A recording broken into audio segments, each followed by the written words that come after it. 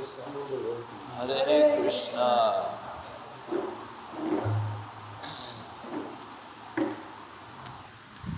Hare Krishna, welcome.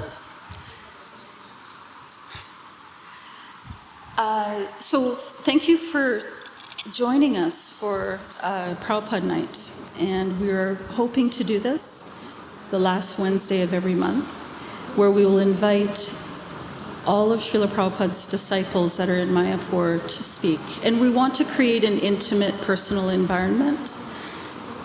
And so today we have the pleasure of hearing from Vishvadhika Devi, Kripanidhi Prabhu, and Jivanath Prabhu. And I will ask each of them, right when they begin, when they speak, to just say a little bit of what year they joined and where they joined. A quick moment with that. Thank you. And so we have Russian translation here with Lavanga. Everyone knows how to tap in. And we also have Ojasvini. What channel? 92. And for anyone who needs Spanish simultaneous translation hearing, it's channel 92. Thank you. So with that, we'll get started. Hare Krishna. And thank you for coming. This is very important for us younger generations to hear from all of you. And we're grateful that you took your time. Thank you. Or do you want to hear about Kulashekar a little bit? Who would you like first? So yesterday at 1:15 a.m., a very old disciple of Srila Prabhupada's, his name is Kulashekar, he's from French Canada, he departed back to the spiritual world. So in his honor, actually, he left some funds and he has sponsored the snacks for this evening's program. Thank you, Kulashekar, wherever you are. And we'll talk a little bit about him, in memory of him. He was a student of art in Montreal in the 60s, and he was quite much older than most of us. And he started reading about Buddha and about, Shankaracharya philosophy. Usually that's the popular Mayavad philosophy that's all over the West, Nirvisheshvad. So somehow he came in contact with devotees, and Prabhupada was he spent a few months in Montreal getting his visas in order to go back to the States. So the devotees, he heard where the temple was, and he visited the temple, and they brought him in. And Prabhupada had been there for a few weeks, and 2 weeks prior to that, Jayapataka, at the time Jayapataka Brahmachari, he had just joined and had just taken Diksha. So he knew Kulashekar quite well. They both joined around the same time. And of course, in those days, Prabhupada just staged an initiation. So when Kurukshetra walked in, they said, "Hey, do you want to get initiated?" He said, "Okay." There was no arrangement, preparation, no training in Bhakti Shastri or anything. It was just, you got to follow these 4 principles, chant 60 rounds, and you're in. So he got initiated 2 weeks after Jayapataka Maharaj, who was from Milwaukee, sorry, yeah. And so he had been an artist, and of course he lived with the temple, and that time the movement was really spreading quickly. The Beatles, actually, John Lennon was in Montreal at the time, and so many devotees were helping cut an album with John Lennon in Montreal called All We Are Saying Is Give Peace a Chance. And there's actually some film footage of devotees chanting with John Lennon, a devotee called Bhardraj, who was the husband of Rukmini Devi, one of our senior female disciples of Prabhupada. So Kulashekar was going out on Harinam and Sankirtan and so on, and gradually he started reviving his artwork. So he also loved dressing deities. I was there 88, 89 in Montreal, back from India, and myself and him, we were dressing these beautiful Radha Manohar deities. They were very French.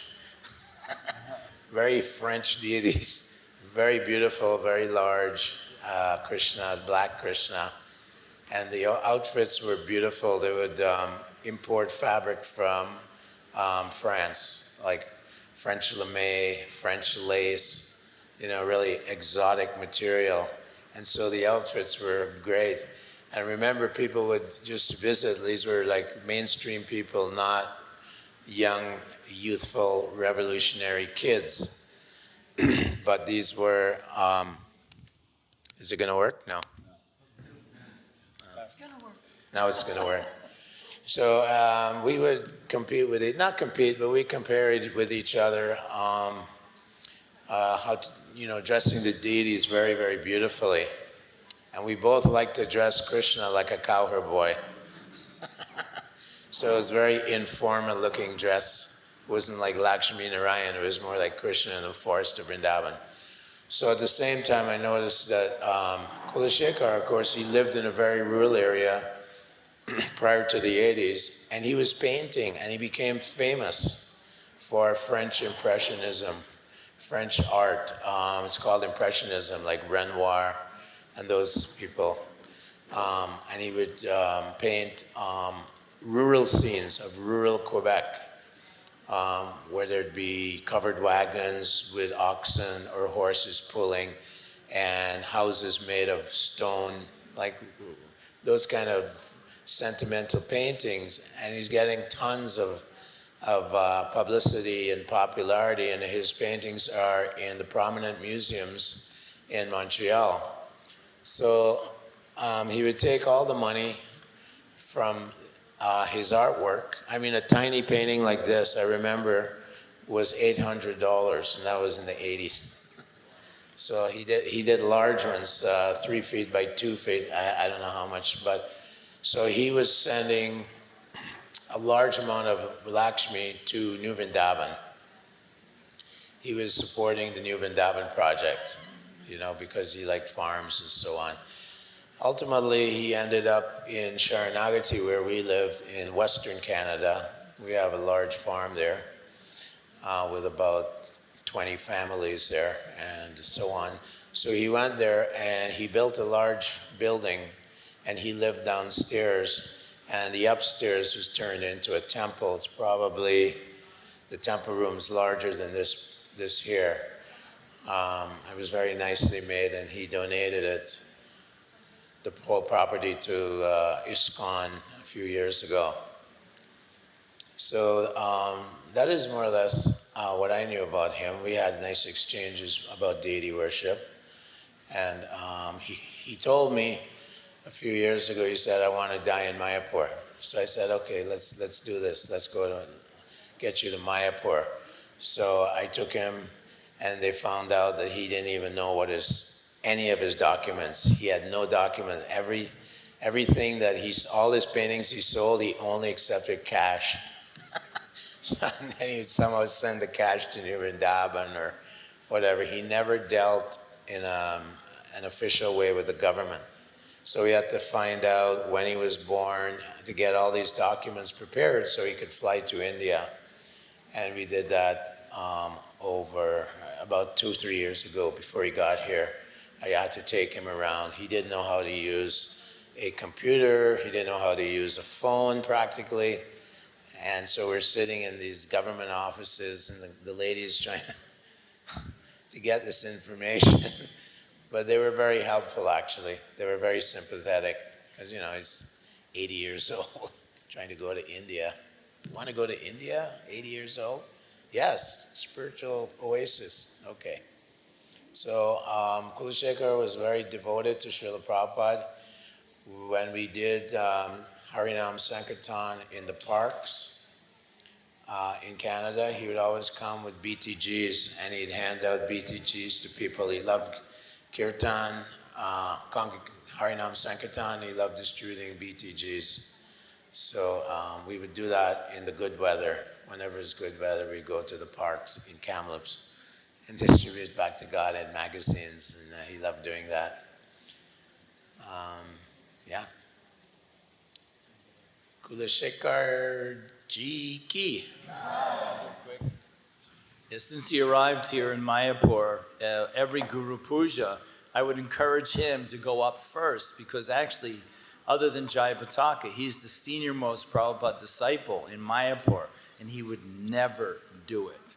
Never do it. I couldn't get him to do it once. And that was over like 3 years. Like, come on, go. No, you go. So that's who he was. He was an extremely humble devotee, and we were very blessed to have his association here in Mayapur.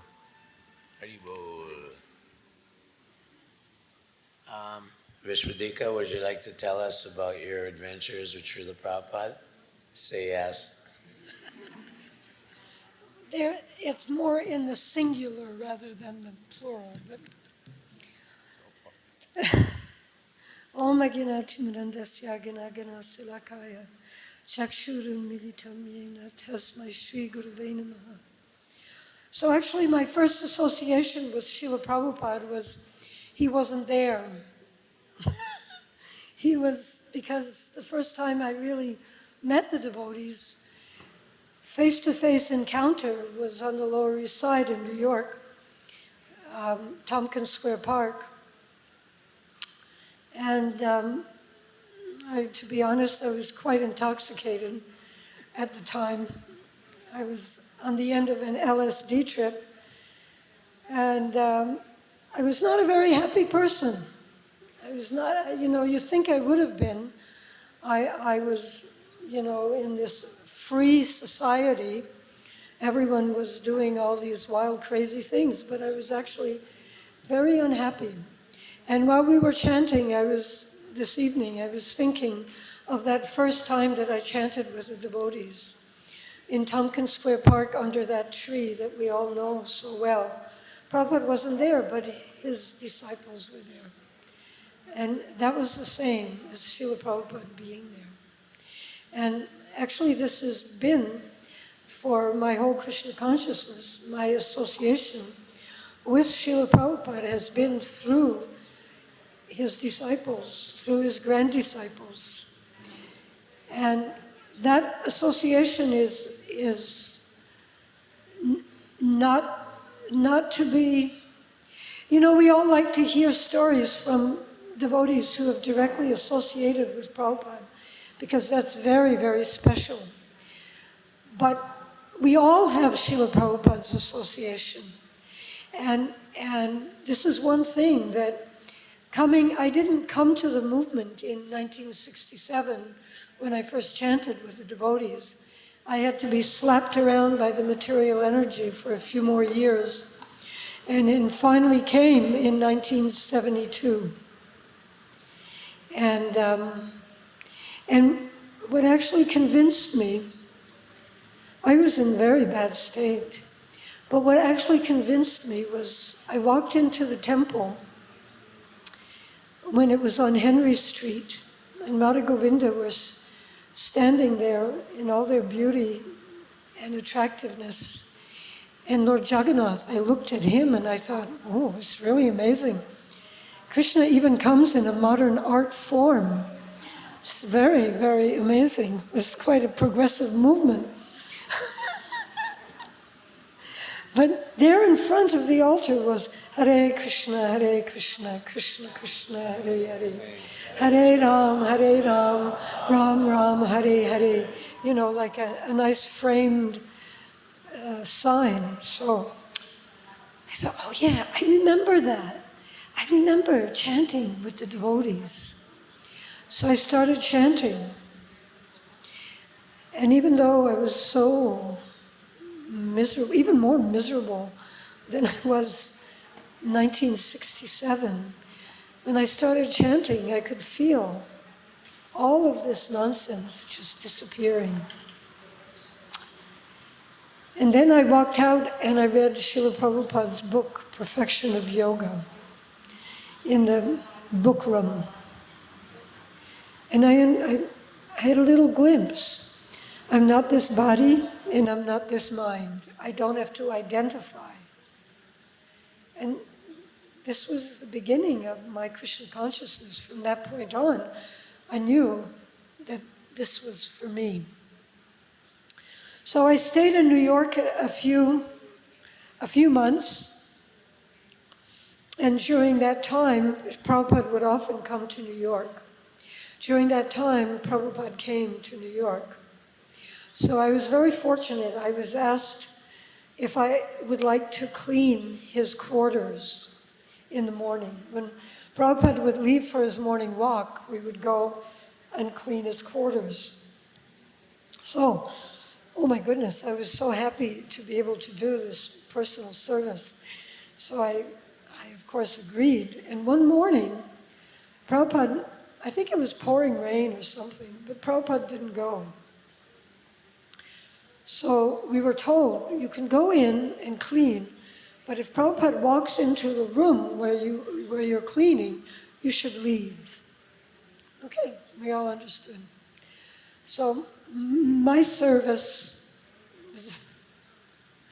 it was, I don't know if it was called service, I think it was just mercy that I was allowed to do something. It was the hallway, and I was cleaning a perfectly clean, spotless hallway. And at this point I was done, so I wanted to stay there a little bit longer. So I started cleaning the floorboards along the wall just so I could stay a little bit longer. Because I knew Prabhupada was there and I was hoping against hope, you know. And so I'm just cleaning. You know how you can feel when someone walks into a room, but you don't see them, but you just feel a presence? So then I felt someone walk into the room, and I remember thinking, oh, they're going to tell me to leave. But I looked, and Srila Prabhupada was standing there. And he said, this is my only exchange, personal exchange with Srila Prabhupada in my whole life. But I've been meditating on this for a long time, this moment. Prabhupada said, thank you very much. Haribol. And I was so overwhelmed, you know. I was offering my obeisances, and I just like, that's it, I'm not even going to look. I just offered my obeisances to Prabhupada, and when I got up, he was gone. He was gone. But later on, actually this is about a year and a half ago, I was reading Srimad Bhagavatam, and I meant to bring the actual purport, that verse and purport with me in a little book that I wrote it in. But in this purport, Prabhupada clearly says that one moment of association with a pure devotee, one moment of proper association with a pure devotee is the greatest benediction that a person can have. And I realized when I read this, oh my goodness, I've been lamenting my whole life that I never got Prabhupada's association like so many of the older devotees, especially Mataji's. But I did get that one moment. Krishna was so kind. He gave me that one moment of association. And out of his causeless mercy, not only did he give me that one moment, but I wasn't doing anything nonsense. I was cleaning. And I'm so grateful to Krishna that I got that one moment of proper association. In spite of all the nonsense of my life, even later on, when I got Prabhupada's personal association, it was in a proper way. So I'm very grateful for that. And often I think, but Vishvadhika, does that make you like so special that you got that one moment of association? And I've often thought about that and come to the conclusion that what was special about that moment of association was the service. What was special about that moment of association was the service. And so we all have that opportunity of service. And that's what made that moment proper, was engaging in service. So it doesn't matter who we are. We're grand disciples, grand disciples, not even initiated. If our desire is to serve Srila Prabhupada, then that association is there. And my god sister Radhakund actually emphasized this to me a couple of years ago at Guru Puj. I was telling her how ecstatic it is, to read Prabhupada's purports. That I'm really experiencing his association through his purports. She said, you're so right. And actually, when we read Srimad Bhagavatam and we read Prabhupada's purports, we should be thinking like this. We begin the purport, we should be thinking, my dear Mother Vishvadhika, please accept my blessings. And then we read the purport, and then we can end the purport with, your ever well-wisher, A.C. Bhaktivedanta Swami. So each of Prabhupada's purports are actually that personal. It's not like he was a scholar writing these purports with some false ego or some, I don't know, whatever. He was writing these purports out of love for us, for his disciples, his grand disciples, and for generations to come. And only a pure devotee can love like that, individually.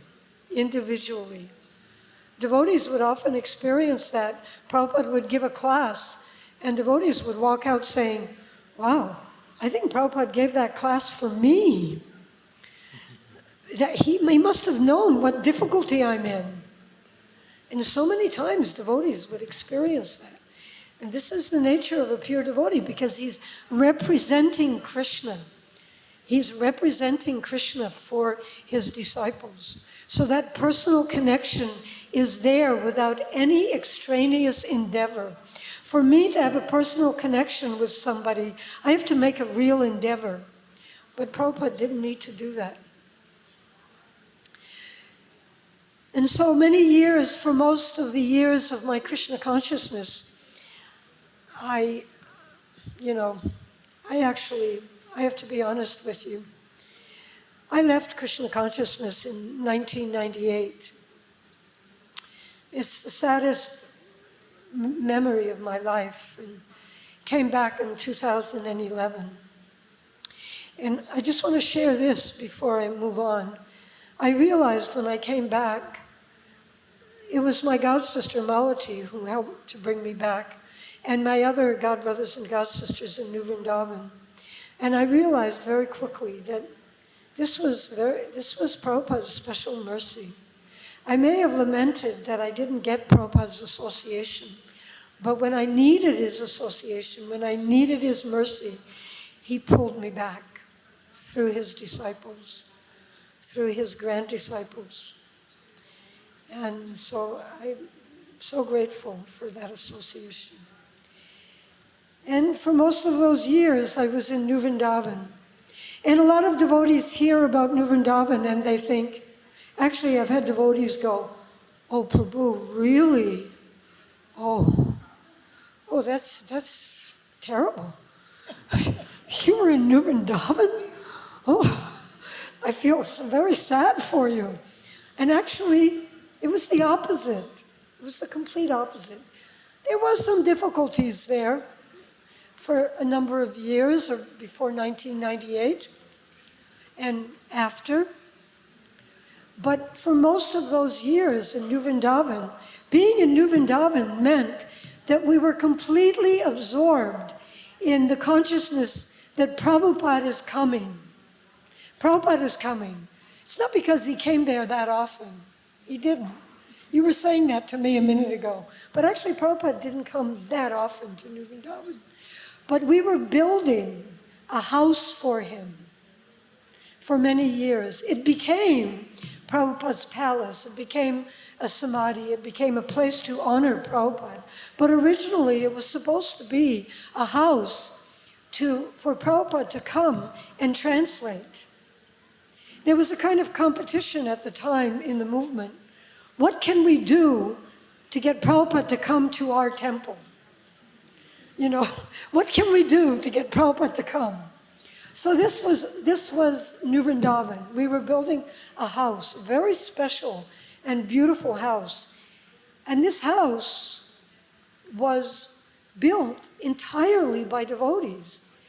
We didn't know anything. The devotees were going into Wheeling, the next town where there was a library, and finding out how to mix cement, how to do this, and how do you put up a wall without it falling down?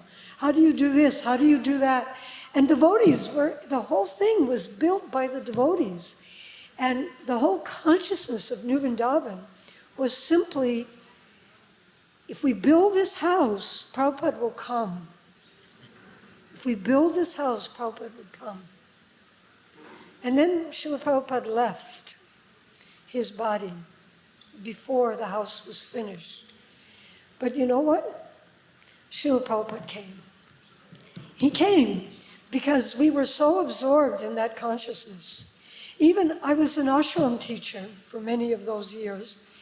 And in the evening, especially in the summertime, the devotees would go to the palace to work on different aspects of the palace. And that's all I would think about all day. Oh, in the evening, I'm going to go to the palace. And I had to take turns with my assistant because we couldn't leave the girls alone. We just had a house in which the girls lived.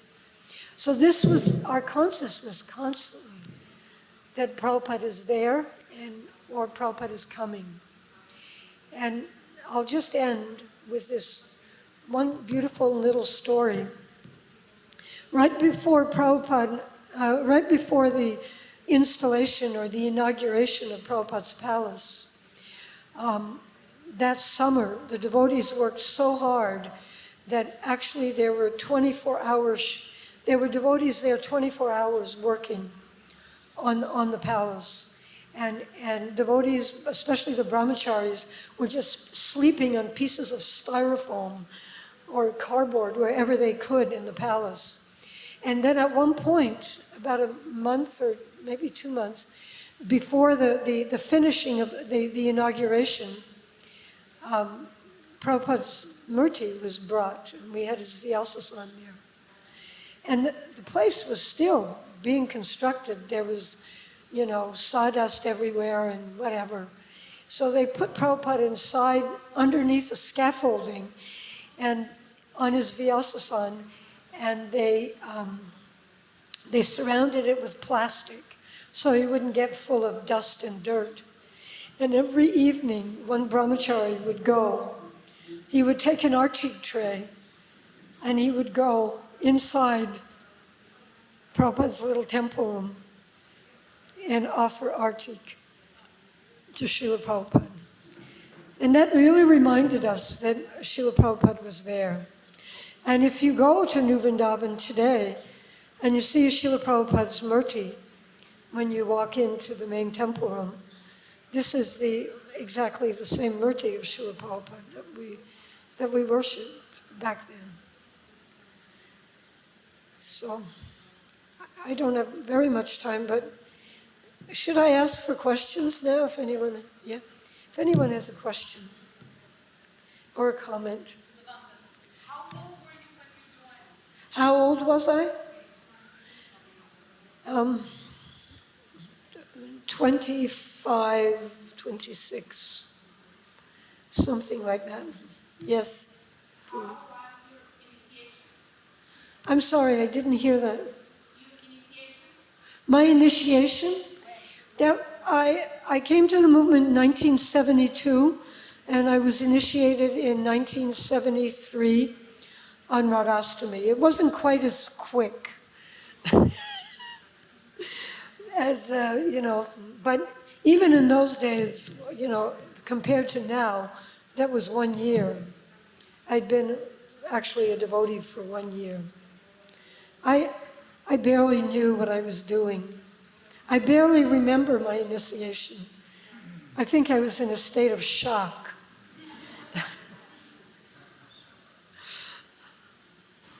And we didn't even understand what we were doing either. We knew four regular principles, chant 16 rounds, take prasadam, and that was it, that was it. Yes? You got any personal instruction? Did I get any personal instruction from Srila Prabhupada? Yes, I have, through his books. And really, I'm not just saying this figuratively. Many of you know here that I'm very focused on cow protection and bull protection. And I started with this, even though I was in New Vrindavan, I wasn't really connected. I started with this when I came to Mayapur, and I was at Mayapur Goshala for 2 years. And during that time, I was reading Prabhupada's books, and all of a sudden I could see every instruction that Srila Prabhupada has given about cows and about bulls and about cow protection has spoken directly to me.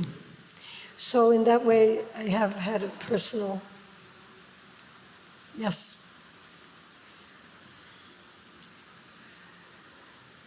So I actually have to leave, but I thank you very much for your association. Thank you very, very much. You know, when I was in Tompkins Square Park, there was probably this many devotees, maybe a few more, and the rest were just people hanging out in Tompkins Square Park.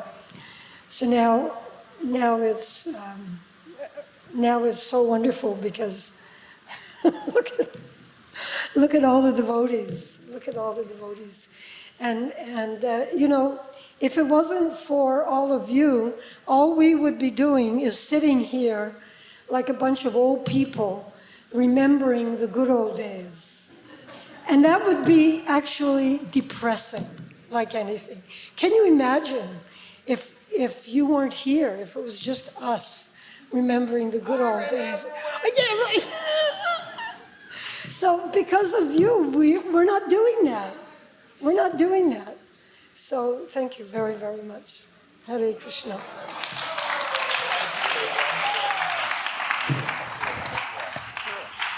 Just wanted to reply to your New Vrindavan.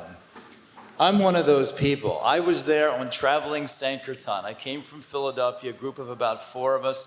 We got to New Vrindavan at night. Okay, there's no prasadam. That's okay. Breakfast was oat water. Oat water is oats soaked in water, and then you drink the water. That's your breakfast. And I said, see, Mahaprasadam, yeah. We were Sankirtan devotees. You drink oat water and go out and distribute books all day long. So that was my only experience in New Vrindavan. You know, actually, this oat water. No. This oat water. Fingers in your ears. This oat water was actually Prabhupada's direct instruction, because we had an epidemic of hepatitis. This guest came from India straight to New Vrindavan, and he was a meat eater, and he had hepatitis, and he left a gift for us, hepatitis. What year was that? I forget now. Yeah. It was before you came. Yeah. Before that, every morning, we had a wonderful bowl of oatmeal with milk from our cows. But Prabhupada said that we were eating too opulently, and that's why we had this epidemic. So prasadam became very simple after that. All glories to New Vrindavan Prasadam. So I was on a bus from Vancouver with Dharmama Prabhu and Ganapati Maharaj and Rida Prabhu. And we ended up in Vrindavan. because for Janmashtami, 73, Prabhupada was coming. But there is a problem. There's a lot of hostility against the Hare Krishnas, and for some reason or other, one brahmachari in the bus from Canada, he somehow attracted a young girl that was only 16, and her father was the head guy in Kentucky for the Hells Angels. That's a criminal motorcycle gang, very powerful gang all over the West. So my experience was that we were in Srimad Bhagavatam class, and the Hells Angels showed up in a limousine with, M16s, machine guns, shotguns. So it was very hostile. Anyway, long story short, a couple devotees were injured. One was from Holland. And although Prabhupada was coming, somehow, by Krishna's arrangement, his flight was canceled and he didn't come there. And they were looking for the leaders. So that was one experience in New Vrindavan. But actually, I went there many times while traveling. And when they had Radhastami, Janmashtami, many festivals, the prasadam was amazing. Prasadam was just out of this world. And Srila Prabhupada was very happy there when he came to New Vrindavan. So that's one story. The picture of the Hare Krishnas in the early 70s was that there was a lot of hostility, a lot of suspicion. And, the media were always throwing negative light on the Hare Krishna movement at that time. So Prabhupada said it's a war. And because of the power of the movement and so many people joining, young people, Prabhupada said, they're really focused on the Hare Krishnas because there were other gurus coming from India, Maharishi Yogi, but they were kind of bogus, like Maharishi Yogi. Like I was attending his programs and it was totally bogus stuff. He was compromising with materialism and we were totally anti-materialism. And there was this guy that said he was Krishna, his name was Guru Maharaji. But they were like, they didn't have that potency of Prabhupada. So Prabhupada said, they're not worried about Maharishi Yogi and Guru Maharaji and all these other yogis. They're coming because they're bogus. They're just like mosquitoes. But for the Hare Krishnas, they can feel our power. And so they're building a big gun, an elephant gun, a big gun to try and destroy us. So we know that eventually in 76, they put a huge case against us about being a dangerous cult, brainwashing in New York City. And Srila Prabhupada was just so happy. He says, yes, bring it, bring on the war, bring on the fight. And he had the devotees reading the entire Srimad Bhagavatam to the judge. And he said, let them read the books. It's a bona fide religion. We're talking about worship of God and loving God. And Prabhupada was just, he never worried. Devotees were in anxiety that we would be illegalized in America. But this was just a retaliation from our adversaries. A lot of Christian groups did not like us. The Jewish groups did not like us. So many Jewish kids joined in New York. You can just name them off. Bhagawan, Ramaswar, many, Sarvabhauma, Tamal Krishna Maharaj, goes on and on. My great-grandfather was a rabbi, but I was born further south. So like that, for some reason. And so there's this anti-cult movement going on, and there is a huge hostility. The parents were very, very concerned that their 17-year-old kids were joining this cult where they shave their heads and they wear pink sheets and they go out in the streets and chant and dance. It was quite bizarre, you know. So that was my New Vrindavan story. I'm going to go with what's relevant right now. There's a mosquito buzzing around me. So one time, Prabhupada was getting massaged in here in India. And in India, they have the mosquito net. So it was Sridham and Prabhupada inside the mosquito net. And Sridham is massaging Prabhupada, and there's this mosquito buzzing around. Sridham like trying to concentrate, but he's going. He's watching this mosquito, and he's losing concentration.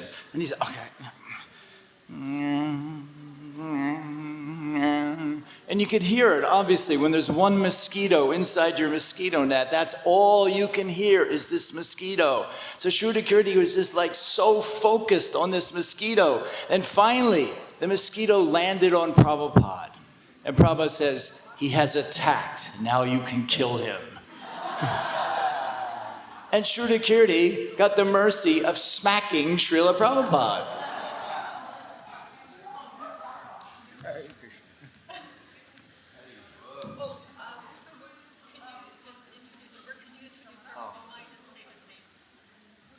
My name is, Say my name also. this is Jivanath, Prabhu. Kripanidhi, you know. My name is Sarvabhauma Das. I joined in San Francisco at the end of 1970, and there was just so much excitement that the spiritual master he was in India for about 6 months until I actually saw him. But we heard letters coming back from India how he was with the World Sankirtan Party, and he was taking India by storm. So I was very happy hearing these reports, and I was cleaning the prasadam room. I was running with the broom and the mop. I wasn't doing that thorough a job, though, but I was very enthusiastic like that. And then we started distributing large books in San Francisco, Krishna books. We'd go door to door, and all day you distribute anywhere from four to six books. But we kept it up, and gradually, we could understand every day that the books are important for us to read, important for other people to receive, and that by any distraction or any disturbance or any delay in success in book distribution, you'd simply chant more sincerely to Krishna, and ultimately Prabhupada would fulfill your request and allow you to have that happiness, distributing books.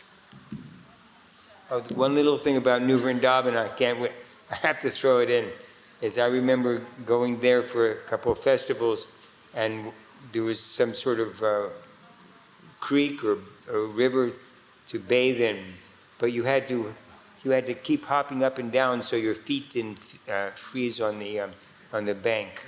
It was a little austere, actually. It was a lot austere. Actually, we're on a traveling van going. We'd always stop in New Vrindavan. So we were Sankirtan devotees. We would go to the supermarket and buy dates, cream cheese, butter, cook everything in butter. And we got to New Vrindavan, they're giving us this oat water. And they're trying to convince us we should stay in New Vrindavan. Anyone who went there, you got to stay, Kirtananda. So early in the morning, Kirtananda would wake us up around 3 o'clock, 3:30. He said, there's a lot of devotees going to take a bath. So, you have to get up early and go take a bath. Well, where do we take a bath? This was like, outside was like minus 10 degrees centigrade. So you just go down this hill, and there's a creek there, and there's like a little pond. You break the ice, and you jump in, and that's your bathroom. Sorry. So then when we were done there, then Kirtananda was saying, we're going to build a temple on this hill. And Prabhupada had told Kirtananda and the other devotees there, they're saying, Prabhupada, the whole hill is granite. It's made of granite. And we can't, we don't have proper equipment to break the granite on this hill. And Prabhupada said, don't worry, the demigods will cooperate. They're cooperating with this movement. So prior to us arriving there's a massive thunderstorm and the lightning hit the hill. And so there are these fairly large rocks that were broken up on the hill from this lightning. And we were assigned the task of going up to the top of the hill and lifting these rocks and bringing them down to the bottom of the hill. So we said, sure, okay. We were young brahmacharis. And we did it for about 2 days, and then we said, nah, I think we'll go distribute Prabhupada's books. So we snuck out early in the morning in our van. We escaped New Vrindavan. Devotees were very dedicated to Srila Prabhupada. And when I was there, Radhanath Swami was the brahmachari in the cow shed. He was milking the cows. And we, for some reason, got quite close with each other. And he was telling me how serious the movement is and how Srila Prabhupada, because he had gone to India, I had not gone to India. And he's telling me how he had met many saints and sadhus, but that Srila Prabhupada was like way beyond anything he had met. And so we had this exchange with together as brahmacharis, fairly new brahmacharis, New Vrindavan pastime. Oh, as a new devotee, a lot of the temples used to turn off the hot water in the showers. They'd actually take the whole plumbing right out of the wall. So there was no way you could have a warm shower.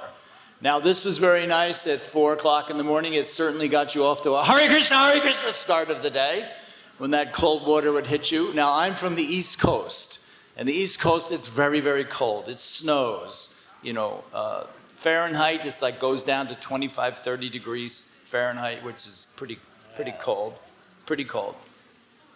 So the only way you could actually get a hot shower was to go out on traveling Sankirtan, because then you could stay in a motel and everybody, the steam would be coming out. Come on, Prabhu, I'm next.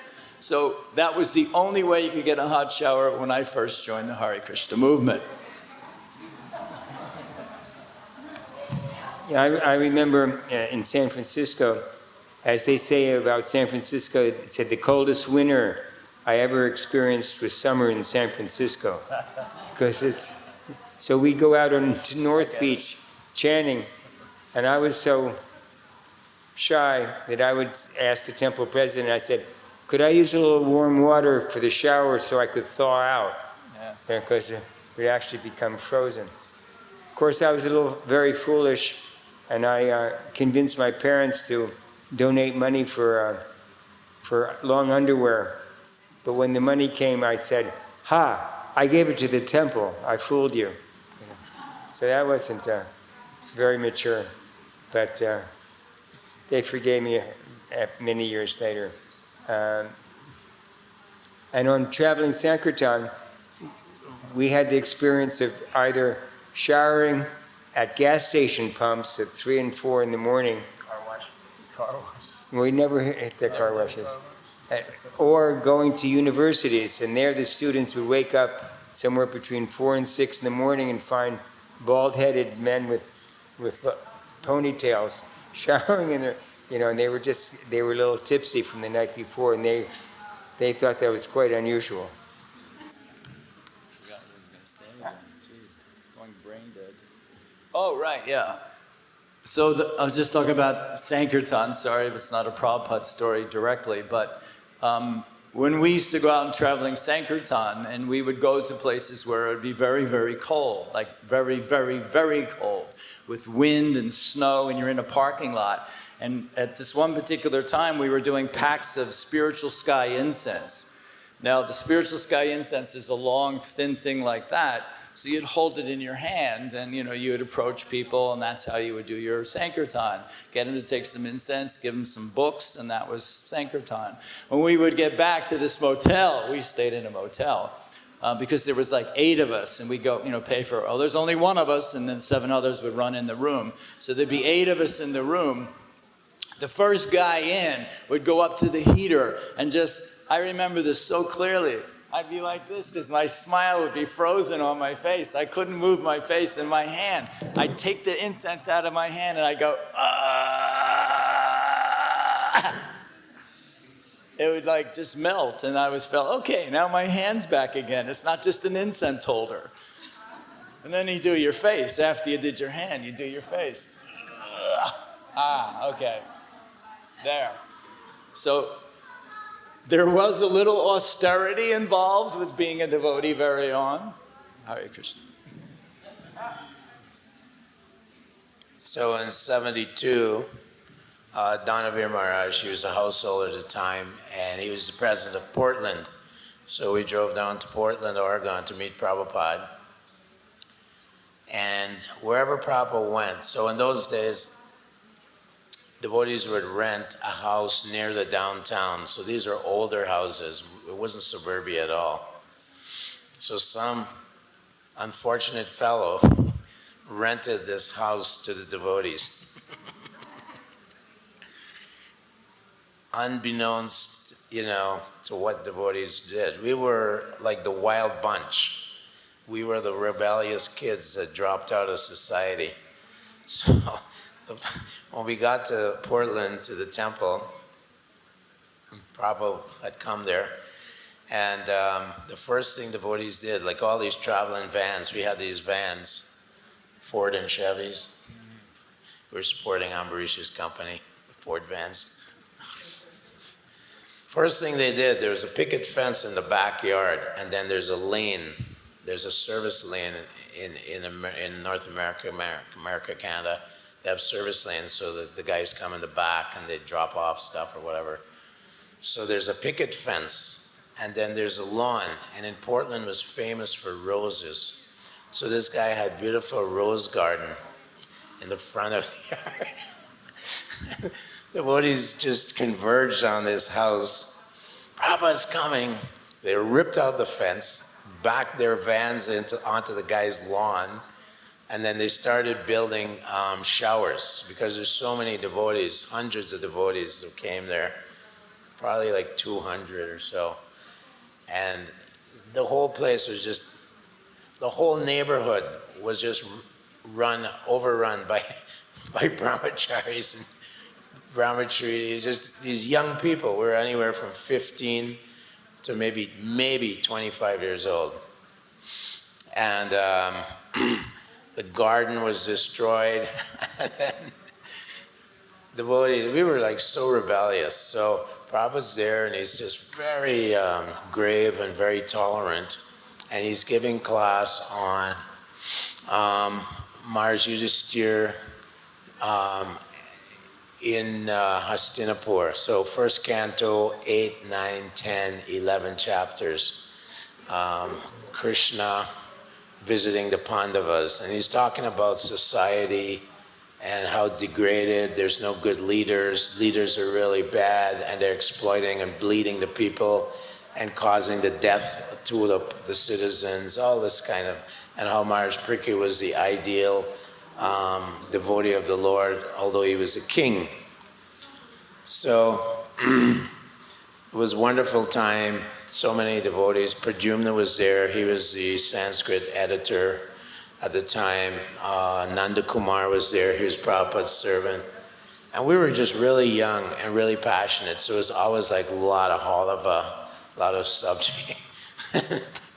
So this one devotee, Bhakta Peter, he ate too much halava at, maybe 10 o'clock at night, and he was sitting in front of Prabhupada, and he was like this.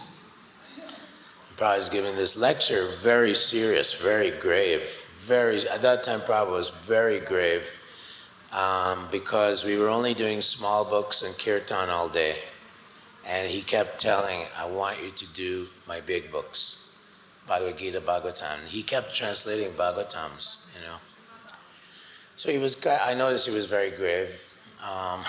And we were a bunch of yahoos, a bunch of bandits. So 4:30 in the morning after Mangal Arati, devotees be walking around the neighborhood chanting at the top of their lungs, like 50, 60 devotees. Hare Krishna, you guys are all in Maya. These people are all in Maya. They're all, condemned, They're walking around the neighborhood chanting Hare Krishna. People are 4:30 in the morning, 5 o'clock in the morning. Who are these guys? And then devotees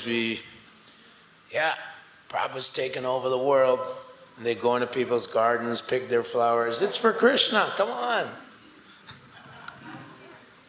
So then, of course, devotees went on Sankirtan, downtown Portland, and they got arrested by the police. And so Prabhupada's sitting there doing initiations, and where's this devotee? Oh, Prabhupada, he's in prison, he's in jail. Where's this devotee? Oh, he's in jail too. And Prabhupada's like, just see this society, just see how they're persecuting these religious boys. They are rascals, they're dogs, and he was just chastising. But the police were harassing, so when devotees, that morning they had to go into court, they weren't given any bail. The judge looked at the police and he said, what the heck are you bringing these boys here for? They're religious boys, and everyone's shaved up, glowing, The judge said, get them out of here. And they came back, but they missed the initiation ceremony. And when Prabhupada was leaving Portland, the devotees were just fighting to get inside his room, where his bed was.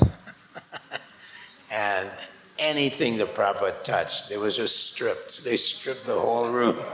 It was just like renovation time, Like devotees like tearing pieces of sheets, my sheet, fighting over pillowcases, any remnants that Prabhupada left, a glass with half a glass of water in it, Devotees.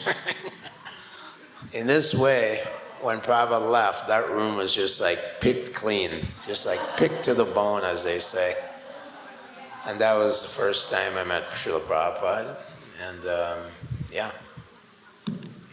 It's a story. Prabhupada was greeting the deities one time. Apologies to Momo, who heard this yesterday, but I'll repeat it again. And he was standing in front of the deities. This is the first time he's seen the deities in the temple. The devotees are so ecstatic Prabhupada is there for the first time. And he's witnessed, where was this? It was somewhere in India, and I forget the temple. Thanks for asking. I can't remember. It was like Delhi or Bombay or something like this when they first installed the deities.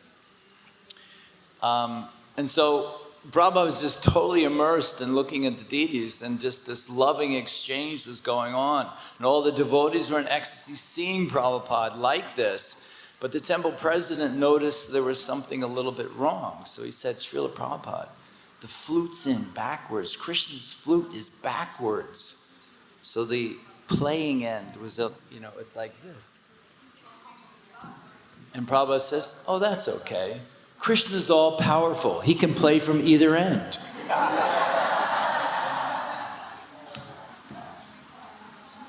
Hare Krishna. So I started doing large books in San Francisco, and then they opened up the airport. It was an amazing thing that we were very enthusiastic. We'd go to the airport every day. We'd wear our... We were young people, and we wore long-haired wigs. It was quite unusual. But we would buy like the most inexpensive wigs on the market, and it was completely foolish to go in disguise. But the scary part was we thought we looked like everybody else. That was the funniest part. Yeah, I look just like everybody else. Yeah, and sometimes people, Terrible. they try to shock you and say, oh, you're Hare Krishna, and say, well, maybe, what of it? And you just lift off your wig and say, anyway, it was quite interesting, and but there was a lot of interest in the country. There was, right now it's it's a worldwide weirdness going on. There was a great optimism, and young people in general were looking for a more meaningful way of life or truth, or the college students were more like European college students, more interested in what's going on. And so many, we just had the feeling when you ran into Prabhupada's movement that it was like running into a brick wall. And you may not agree or want to join immediately, but it was just so, nobody else really had any philosophy in life.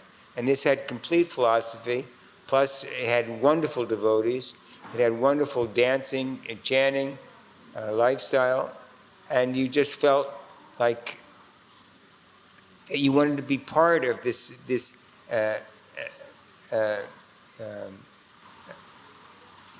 immediate happiness. And it wasn't a question of doing things in piecemeal. It was just, the opportunity was there and you went for it.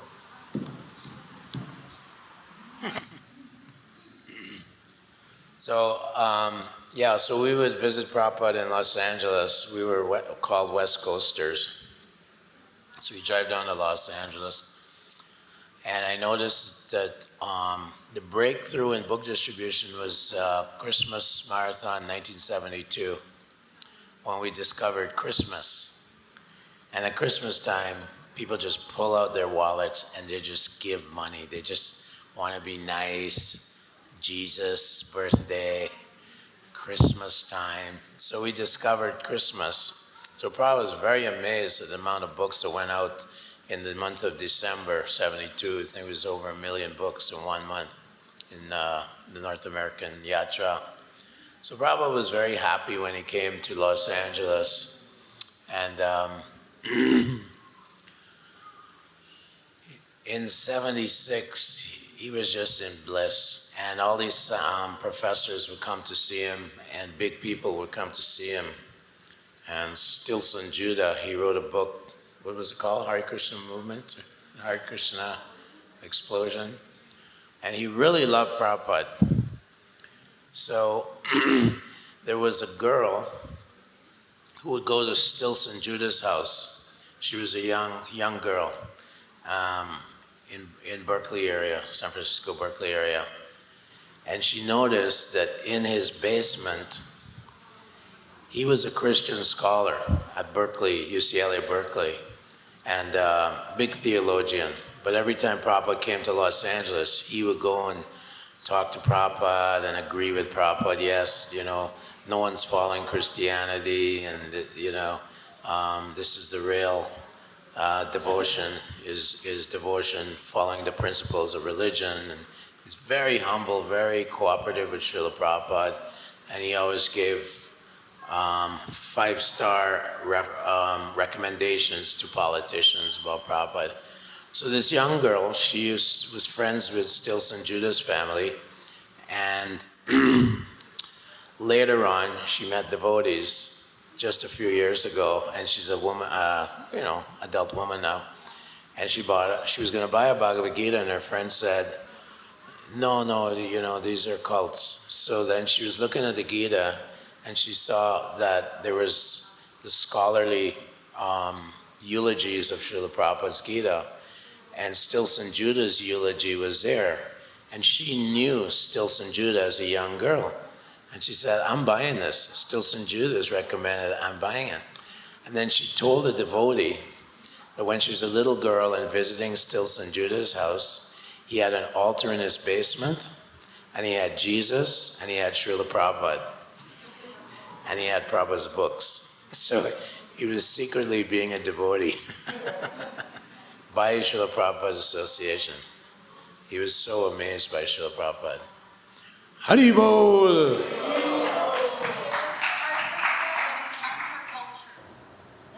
Hare Krishna culture. Yeah. Want to say that? I agree, this was the explosion. Yeah. Who's that? Stilson Judah's book was called Hare Krishna and the Counterculture. Right. And he had interviewed many, many devotees in California. And he had written in that book, I remember, he said, more than 80% of these Hare Krishna devotees have taken LSD. There was an interviewer in Sydney, Australia, who wanted to write a book about devotees before they became devotees. He wanted to know about their lives, and he was going to write a book, how they transformed and became to Krishna consciousness.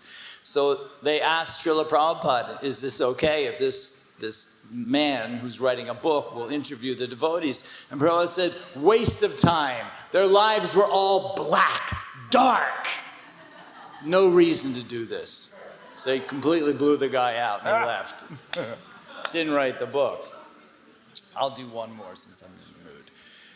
1976 in New York, Srila Prabhupada was wanting to have Rath Yatra. There were a few other Rath Yatras going on around the country, mainly on the West Coast.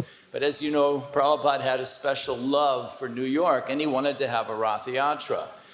Unfortunately, in New York City, there was a bylaw stating that no parades were allowed to go down Fifth Avenue, which is the largest, most opulent street in the whole world.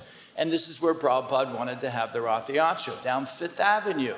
But like I said, there's a law. You cannot have this. So he asked one of his disciples, I want you to go get permission. We want to do Rath Yatra down Fifth Avenue.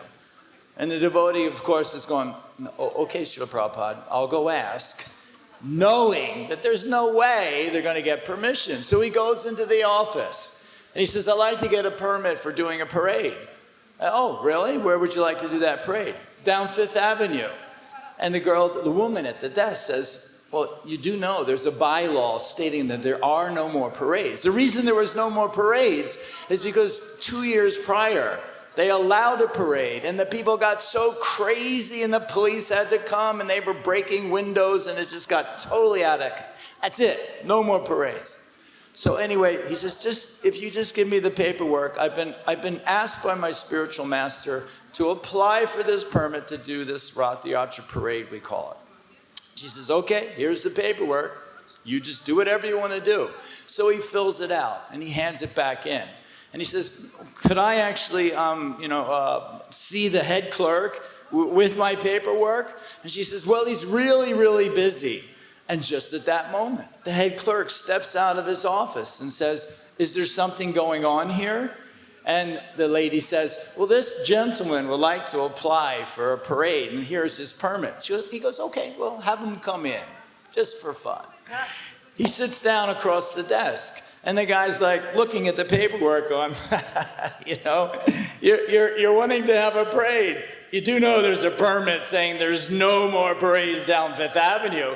And he goes, yes, I know, but my spiritual master, who is A.C. Bhaktivedanta Swami Prabhupada, has asked me to come in here and ask you personally for this permission to have this parade.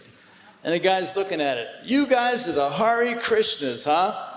I heard you have some pretty good food. You know what? And I have heard that chanting on the street. It's kind of nice. It's kind of catchy. I like it. But we have a permit. We have a law, a bylaw that says no parades on Fifth Avenue. You guys are a pretty peaceful bunch. Oh yes, we are a very peaceful bunch. We're simply going to chant. Will we need police? Well, the police can be there, but we'll look after ourselves. Don't you worry. There won't be any problems. Guy goes, I don't know. Kind of like you guys, though. I've seen you on the streets. And he says, well, maybe you should come by to the parade, and we will have some free food for you. You can join in the singing and dancing with us. And the guy goes, yeah. I don't know, I really shouldn't do this, but what the heck? Here, I'll give you permission for this. Now the devotee, his name was Toshan Krishna, inside he's going like, but outside he was like, okay, thank you. Oh, yes. So he takes the paper and he quickly exits the room before the guy changes his mind, because he's in bliss. He's really ecstatic about all this. He's looking forward to the parade himself. So he runs back to the temple. He says, I need to see Srila Prabhupada. And now he's trying to, his best to keep it under control. He got permission. He knew there's no way he could get this permission, but he got the permission for the first ever Rath Yatra down Fifth Avenue in New York City. And he says, Srila Prabhupada, I got permission for the Rath Yatra down Fifth Avenue. And Prabhupada went, yes.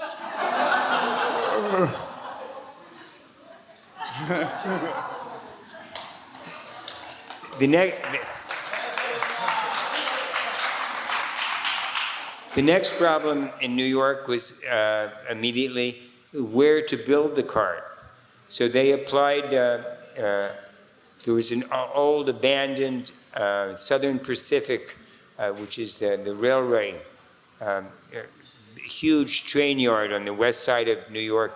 They applied to the owner of the property for permission to build the Rath Yatra carts there for, I think, 4 to 6 months ahead of and it turned out that Donald J. Trump gave his approval for his property to build the Rath Yatra carts. Yay, Bhakta Donald.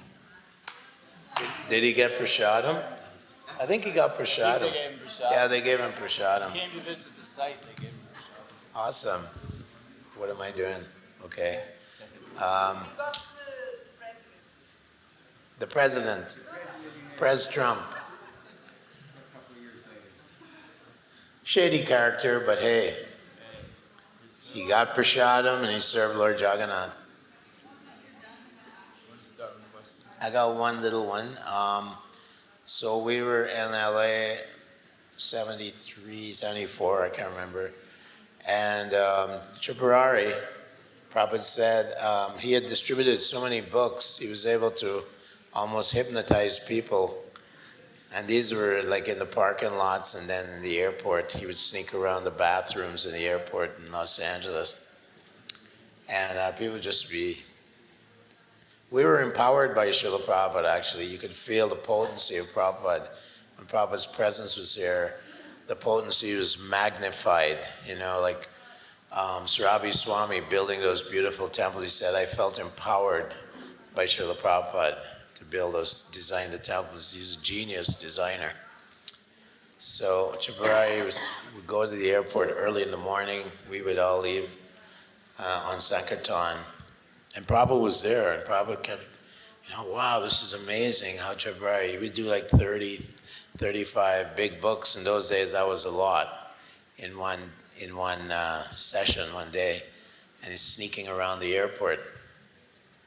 I remember Tripurari just went out there, you know, we get up early, take showers, Brahmachari ashram, and rush out, you know, to distribute the books. And Tripurari, he distributed over 35 that day.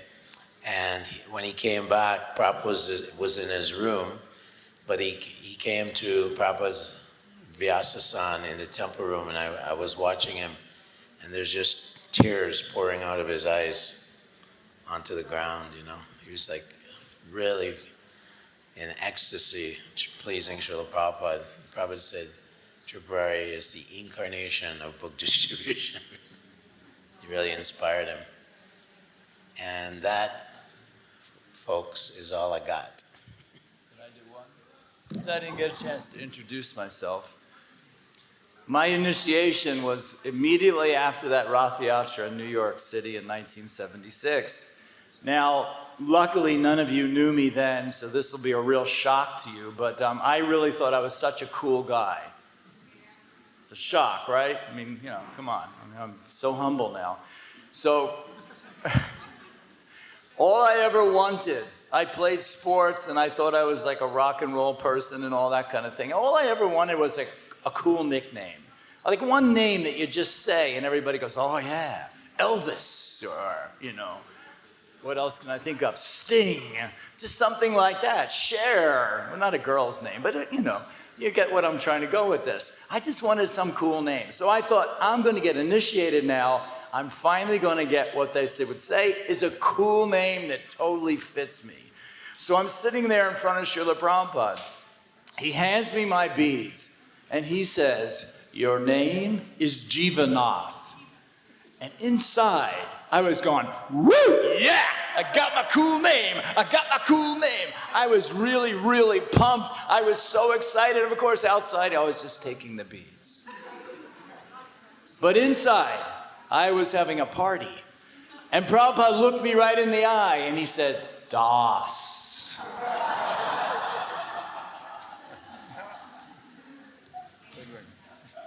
I'm busy. You done? Any questions? Does anybody want to ask any questions? No? Prabhuji, that permission for Rath Yatra, Yeah. does it have any end date, like, or is it for that year, or? I don't know the answer to that, but they've had the Rath Yatra every year since, except for, what was it, last year for COVID, they didn't do it, but it's been steady since 1976, so I imagine it's probably either open-ended or they're just getting it every year. They reapply every They reapply every year. I don't think you can get like a 100-year permission or something, yeah.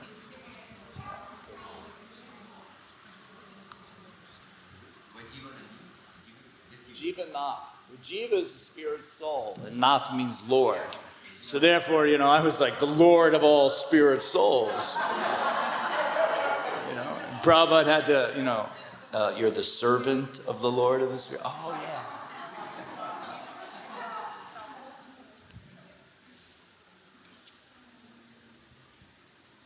Could I tell you one? One time Prabhupada gave a lecture at a college university campus auditorium. And it was not very well attended. But there was like 15, 20 people showed up. And Prabhupada at the end of the lecture said, "Are there any questions?" And everyone was just like this. And Prabhupada turned to Tamal Krishna and said, "No questions means no intelligence." Did he just say that? Any questions?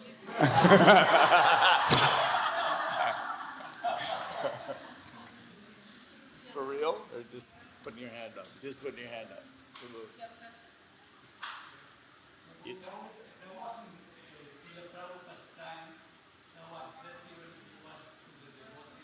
Yeah.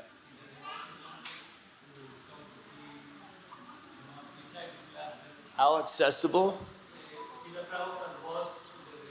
Yeah. Yeah.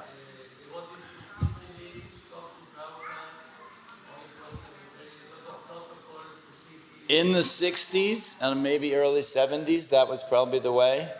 By the time I didn't join till 75. So by 1975, unless you were a temple president, a Sankirtan leader, a GBC, or a sannyasi, you weren't going on morning walks unless you got some special mercy, and you were just one of the guys. And Matajis, forget about it. Yeah. Well, it's sad, yeah. It's sad. It's true. They had a few. There was a few. Sorry. Something that Prabhu wrote. She said that they were on the back, Matajis. And one of them said, "We are not hearing what the Prabhupada is saying. So go to the front." Well, there's other stories too like that. Well, I guess Los Angeles was a little bit. Some of it. There you go. No battery. Los Angeles was fairly liberal temple, very liberal, and actually, Prabhupada said that the standard of deity worship there should be followed by the entire world. And I forget the name of the head pujari, but she was Chalavati. And she was a little older than us, and she was sewing dresses and so on. But I remember one time when I was there, and Prabhupada came in after a program, and he's looking at the deities. And he said, "Who has dressed these deities?" And they said, Chalavati and Srimati. He said, "They're going back to Godhead." We, in 72, 73, I was invited to go on morning walks with Prabhupada, myself and a devotee named Patraka from Seattle. And we were so stupid. Oh no, we're too fallen. Prabhupada, we don't want to. And I've only been on one. Yeah. I've only been on one morning walk with Srila Prabhupada, and that was in Portland, Oregon. First time I saw him. We were so silly. And one time, they said, okay, Kripanidhi, today you have to put the sandalwood on Prabhupada's forehead. I was like, no, I'm too fallen, I can't do that, I can't do that. And they actually forced me. They took the sandalwood, the plate with the flour, and they said, do it. And they stuck it at me. And so I went up to Prabhupada, and Prabhupada's, and I just very, very gingerly, I went. And then I went around the other side, and I went. And that was the only time I had touched Srila Prabhupada. I touched his lotus feet the last day he was on the planet, because I was in his room at 3 o'clock in the morning. And I was there with 2 or 3 other devotees. Yeah, I mean, Hari Bol. I got a quick one. All right. This is for the Matajis, okay? In 1969 in Los Angeles, there is a big fire sacrifice. The temple room is completely packed. Prabhupada completes this fire sacrifice and he starts chanting. Now in the back, there is this little Indian Mataji guru named Shama Devi, and she's like about 50, we're all 20, she's 50, and she has her very well-dressed Hindu gentlemen and women disciples with her. Now, after Prabhupada chants, he gets another devotee to chant. There's a big kirtan. Now, during this kirtan, her disciples open up a bag and take out a little mridanga, and she starts playing the mridanga. Now, women have never played a mridanga in a kirtan, with Prabhupada there especially, but never before. So all the women are like, oh, look, she's playing her mridanga, and Prabhupada's like, okay with this. And then when that person finished, Prabhupada said to the Shama Devi, now you lead. And now all the women are going, a woman's going to play mridanga and lead the kirtan in front of Srila Prabhupada? And they're all like, all right, this is like a major breakthrough. Now the rest of the story goes, everybody's doing the Swami step. This is what everybody did, the Swami step. Who remembers the Swami step? You all know what the Swami step is? Yeah? Stand up and show me. The Swami step, right? If we're chanting Hare Krishna, Krishna Krishna, Hare Hare, Hare Ram. So that's the Swami step. Keep chanting. I can talk over you. So the Swami step is going on. Then all of a sudden, Srila Prabhupada gets off of the stage, starts doing the Swami step with the devotees. This is pretty ecstatic. Prabhupada's doing the Swami step with the devotees. Now the kirtan starts to pick up. We'll keep it the same pace, but it starts to pick up. Prabhupada does something that has never been seen before. He starts jumping up and down. Jumping up and down. Try it. Jumping up and down. And the devotees are like, whoa, we're not doing the Swami step, we're jumping up and down. Like they're just like going, wow, this is incredible. One of the devotees runs to the telephone and calls up New York, Brahmananda, guess what? What? We're having a kirtan. Prabhupada is jumping up and down. Brahmananda says, what do you mean jumping up and down? No, he's actually jumping up and down. Are you saying he's jumping up and down? Yes, he's jumping up and down. We can jump up and down in kirtan. And kirtan has never been the same since. We can jump up and down, or if you want to be very conservative, you can do the Swami step.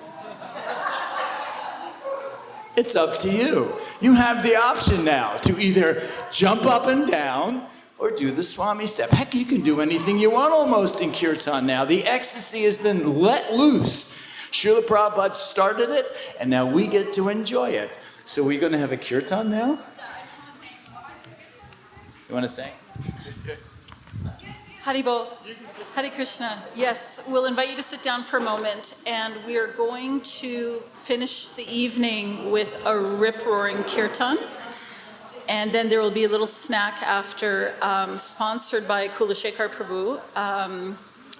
The next most senior disciple to Jayapataka Swami, who left his body yesterday, he left some funds for sponsoring prasadam for the devotees. So I would like to thank Sarvabhauma Prabhu, Jivanath Prabhu, Kripanidhi Prabhu, and Vishvadhika Devi, who left. Unfortunately, she blessed us for a few moments with some really nice memories.